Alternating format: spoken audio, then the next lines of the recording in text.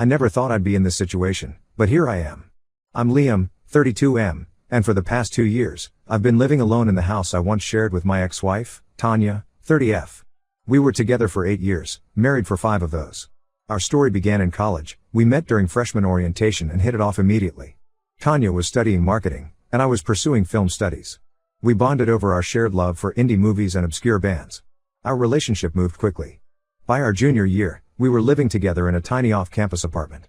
After graduation, we both landed entry-level jobs in the city, Tanya at a marketing firm and me as a production assistant for a local film company. We got married a year later in a small ceremony with just our closest friends and family. For the first few years, everything was great. We were young, in love, and building our careers. We bought our house in the suburbs 3 years into our marriage. It was a fixer-upper, but we spent weekends painting walls and refinishing floors, turning it into our dream home. But somewhere along the way, things started to change. Tanya's career took off. She was promoted rapidly, working longer hours and traveling more. Meanwhile, I was still struggling to move up in the film industry. The irregular hours and frequent travel for shoots started to take a toll on our relationship. We began to grow apart, spending less and less time together. We tried to make it work. We went to couples counseling, planned date nights, even took a second honeymoon. But in the end, we had to face the truth. We wanted different things in life. Tanya was focused on climbing the corporate ladder, while I was still chasing my dream of becoming a director. The divorce was amicable. We both agreed it was for the best.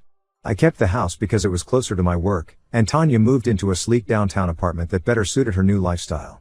We divided our assets fairly and went our separate ways. For the first year after the divorce, everything was fine. I threw myself into my work, finally landing an assistant director position on some bigger projects. The irregular hours and frequent travel became a welcome distraction from the emptiness of the house. But about 6 months ago, strange things started happening. It began with small, easily dismissible incidents.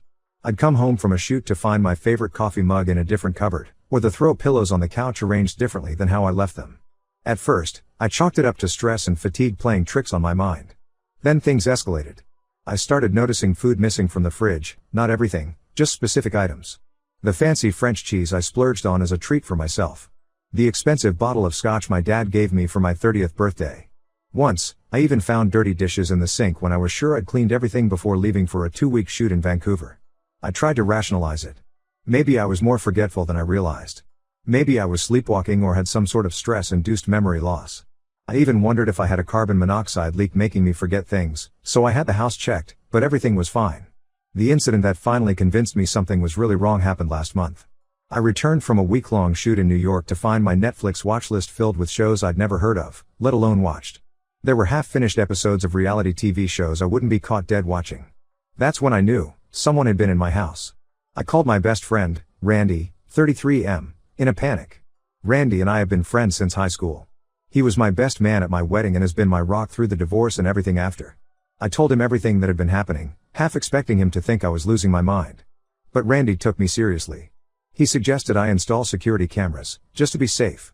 At first, I balked at the idea. It seemed so extreme, so paranoid. But the more I thought about it, the more it made sense. If nothing else, it would give me peace of mind. So, I took Randy's advice and had a security company install cameras throughout the house. They showed me how to access the footage from my phone, which was pretty nifty. Last week, I had to go on another business trip, this time for 10 days. We were shooting on location in New Zealand for a big-budget fantasy film. It was an exciting project, and normally I would have been thrilled about the opportunity. But I couldn't shake the feeling of unease about leaving my house again. The shoot was intense, 14-hour days, difficult terrain, and unpredictable weather. I barely had time to think about what might be happening back home.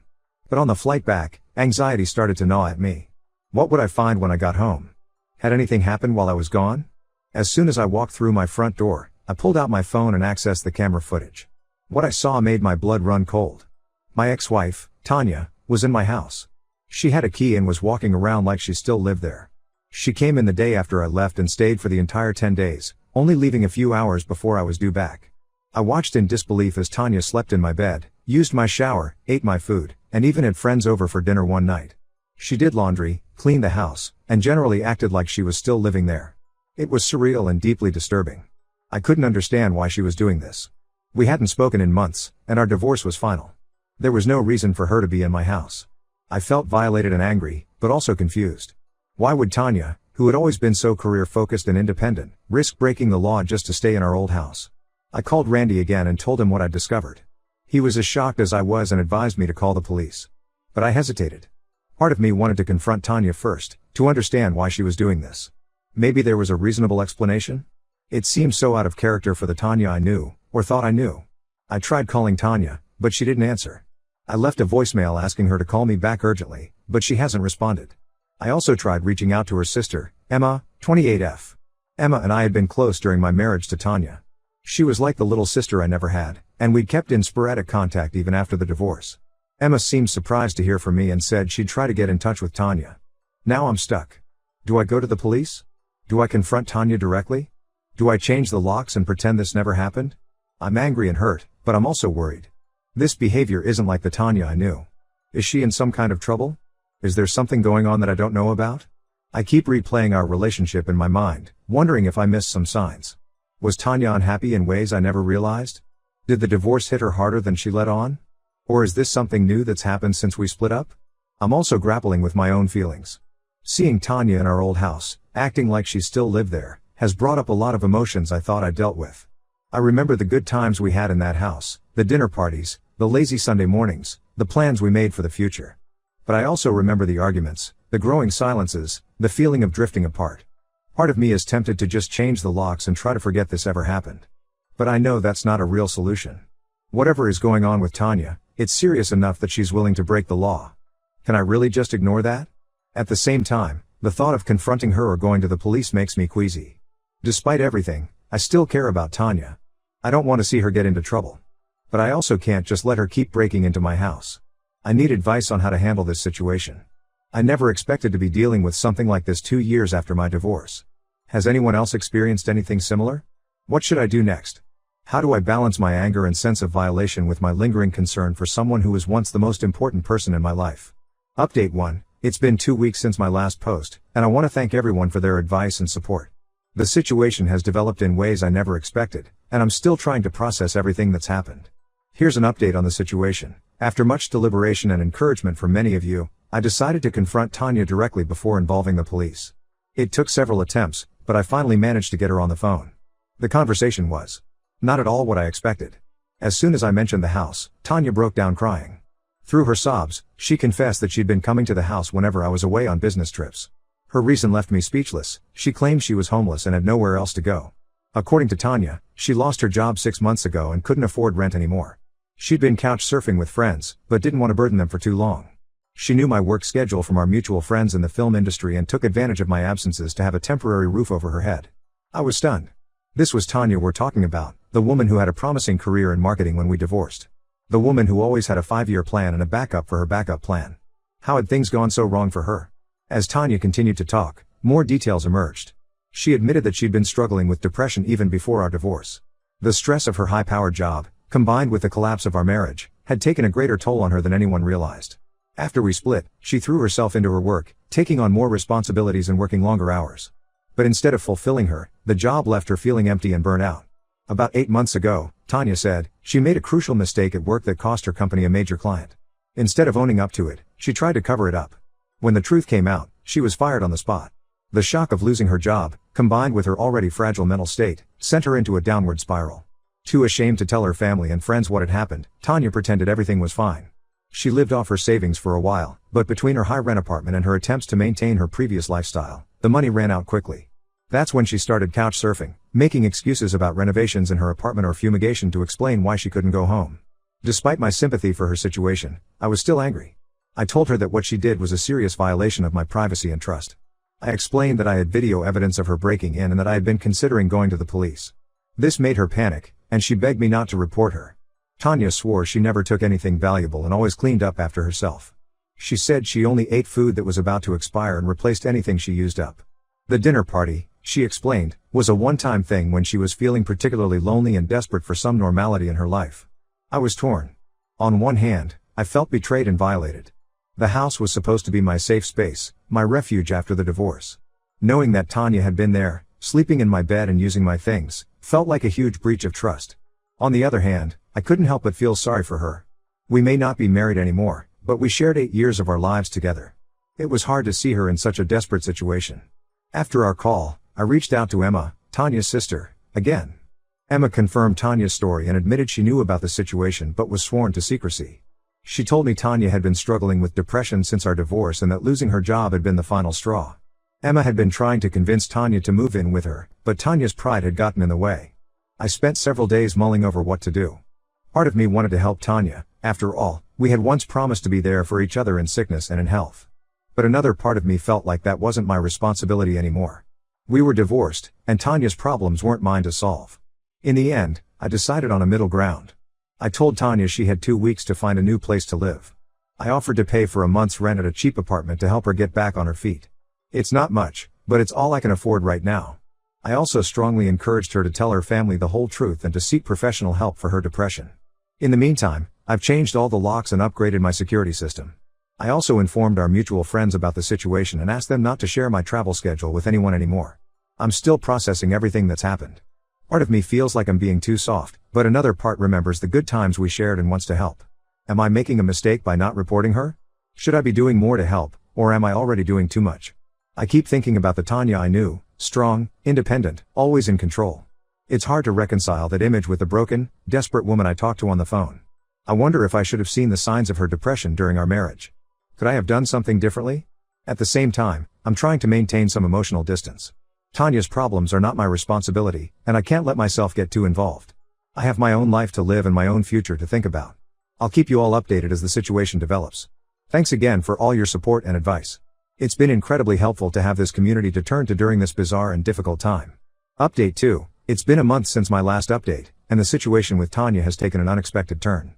I'm still trying to wrap my head around everything that's happened, but I'll do my best to explain. First, some good news. Tanya moved out of my house as agreed. She found a small studio apartment, and I kept my word about helping with the first month's rent. I thought that would be the end of it, but life had other plans. About a week after Tanya moved out, I received a frantic call from her sister Emma. She asked if I had seen or heard from Tanya. Apparently, Tanya hadn't shown up for a family dinner and wasn't answering her phone. Given recent events, Emma was worried. I hadn't heard from Tanya since she moved out, but Emma's concern was contagious. Despite everything that had happened, I found myself driving to Tanya's new apartment to check on her. When I got there, I found the door unlocked and Tanya passed out on the floor. I called an ambulance immediately. At the hospital, we discovered that Tanya had overdosed on sleeping pills. The doctors managed to save her, but it was a close call. When she regained consciousness, she broke down and confessed everything. It turns out, Tanya's story about losing her job was only partially true. She had lost her job, but not 6 months ago. It had happened right after our divorce. The real reason? She had developed a gambling addiction.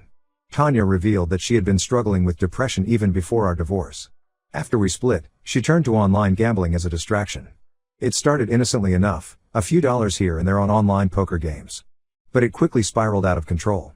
She was staying up all night gambling, using her work computer to place bets during the day. Her performance at work suffered, and she was eventually fired for neglecting her duties. By the time she started breaking into my house, she was deep in debt to online casinos and loan sharks. She had pawned most of her valuable possessions and was truly homeless. The night she overdosed, she had received threatening messages from one of her creditors. I was shocked. How had I missed all the signs? We may have grown apart, but I never imagined Tanya was capable of hiding something so significant. I remembered how she used to joke about my poker nights with the guys, saying gambling was a waste of money. Had that been a cover for her own addiction? The attempted suicide was Tanya's rock bottom. She realized she needed help and couldn't continue living this way.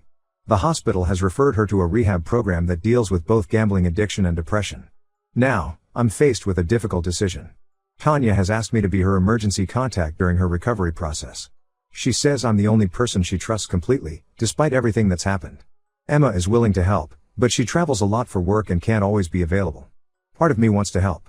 Despite everything, I still care about Tanya's well-being. We shared 8 years of our lives together, and those feelings don't just disappear. I remember the good times, how she supported me when I was struggling to break into the film industry, how she nursed me back to health when I had a bad case of the flu. Can I really turn my back on her now, when she's at her lowest point? But another part feels like this is crossing a line. We're divorced, and her actions over the past few months have seriously violated my trust. I'm worried that getting involved in her recovery might blur the boundaries we've established since our divorce. What if she starts to depend on me too much? What if it prevents both of us from moving on with our lives? I'm torn between my residual feelings for Tanya, my desire to help someone in need, and my need to protect myself and move on with my life. What would you do in my situation? Am I obligated to help my ex-wife through this crisis? Or would it be healthier for both of us if I maintained my distance? This whole situation has brought up a lot of complicated emotions. I find myself thinking about our marriage, wondering if there were signs I missed. Could I have done something to help Tanya before things got this bad? Or was this inevitable, regardless of what I did? I appreciate any advice you can offer. This situation has become far more complex than I ever imagined, and I'm struggling to find the right path forward. Update 3. It's been 3 months since my last update, and I wanted to share the final resolution to this complicated situation. After much soul-searching and discussions with friends and family, I decided to be Tanya's emergency contact during her rehab. It wasn't an easy decision, but I felt it was the right thing to do given our history and the severity of her situation. The rehab program lasted 2 months, during which I had limited contact with Tanya. The facility kept me updated on her progress, and I spoke with her therapist a few times. It was a challenging period, but I'm glad I was able to provide some support. Tanya completed the program successfully. When she got out, we had a long, honest conversation. She apologized profusely for her actions and thanked me for my help. She also made it clear that she understood our relationship couldn't go back to what it was before. During our talk, Tanya shared more about her struggle with gambling addiction. She told me it started as a way to cope with the stress of our divorce and her high-pressure job. What began as innocent online poker games quickly escalated into an all-consuming addiction. She'd stay up all night gambling, using her work computer to place bets during the day. It was a vicious cycle that eventually cost her her job and nearly her life. Hearing her story made me realize how little I knew about addiction. I always thought of addicts as people who couldn't control themselves, but Tanya's experience showed me how insidious and gradual the process can be. It made me more empathetic, not just to Tanya but to anyone struggling with addiction. We've established some healthy boundaries. Tanya is living with her sister Emma now and is focused on her recovery. She's attending regular Gamblers Anonymous meetings and therapy sessions. She's also started a job training program to get back into the workforce, though in a different field than before. As for me, I've learned a lot from this experience. I've realized the importance of setting clear boundaries, even with people we care about. I've also learned to trust my instincts more. If something feels off, it probably is. I've decided to sell the house and move to a new place. Too many memories, both good and bad, are associated with it. It's time for a fresh start. I'm looking at apartments closer to the city, where I'll be surrounded by the energy and creativity that drew me to filmmaking in the first place. Tanya and I are on cordial terms now, but we're not close friends. We check in with each other occasionally, but we're both focused on moving forward with our separate lives. I'm proud of the progress she's made and hope she continues on her path to recovery. This whole experience has been a roller coaster, but I feel like I've come out stronger on the other side. It's taught me a lot about compassion, forgiveness, and the importance of mental health.